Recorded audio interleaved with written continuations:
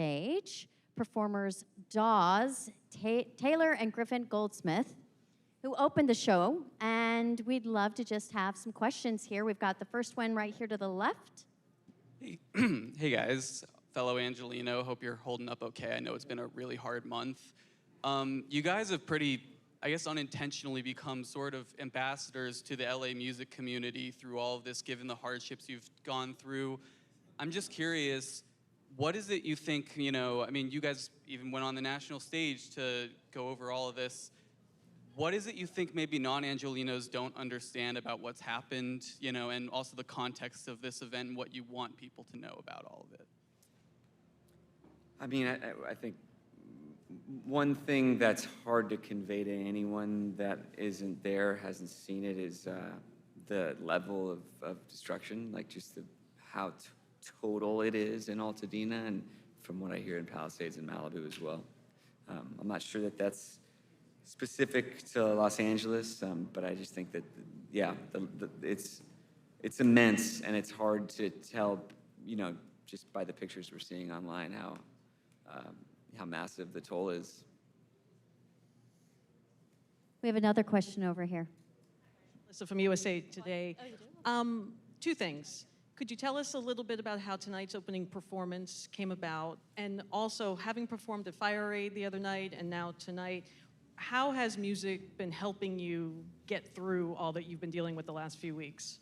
Well, oftentimes in moments like these, it's very easy, at least for me, but I would imagine for a lot of musicians, to sort of feel helpless, to not know how to offer what they do to kind of help the rebuild, the mission back.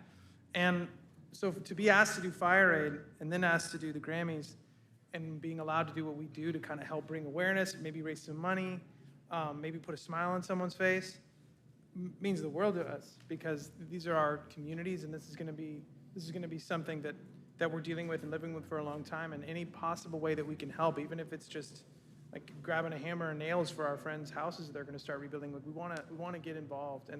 And so this really was a very proud moment for us, just to be representatives of our neighborhoods, but also like to use the only thing we know how to do. This thing came together really last minute. We only found out a week and a half ago. Obviously, it came together last minute considering the circumstances, but when we were asked, it was like, we're going to put this band together, you're going to be rehearsing next week, and this is going to happen. And so we were obviously, we've never been nominated, we've never been here.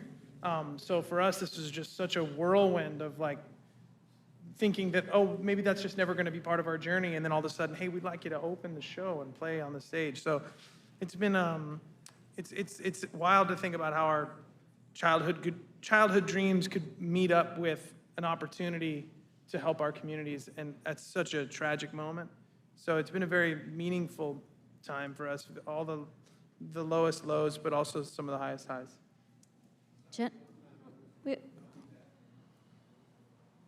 Sorry, did I have another question over We here? have one more back here. And I have one virtual too. Okay, we'll go with the virtual right now. Bobby Jones from The Buzz, if you guys will look right ahead. Hey guys, congratulations for opening the show. I know the Grammys said they're gonna be mindful of like too much celebration during these times, but it is a sense of community. How was the energy in the room and the acceptance of you guys, performing and opening up the show?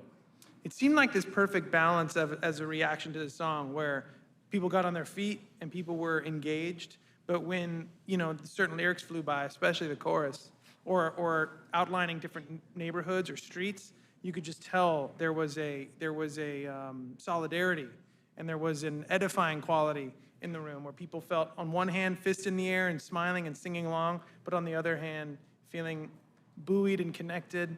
And so it was it was cool, because it was like the song didn't drive people through the mud, but it also didn't ignore what we're all dealing with. It balanced both in a cool way, thanks to the audience and thanks to Randy Newman. All right, we have another question back here on the right-hand side in the back of the room. Yeah, Carson with CMT in Nashville. I was just wondering, how did it come about recruiting the people for the opener, people like Brad Paisley, Sheryl Crow? What did they bring to the opening act? It was a collaboration with the producers that had conceived of the idea to have us open, and with that song, it was just kind of like us sitting around spitballing, and we have a relationship with Brad, so he was an obvious choice for us. He has a relationship with Cheryl, John Legend. We didn't have. We've known him. I've known him for many years, but not very well, and so I know he's been very involved with the Grammys.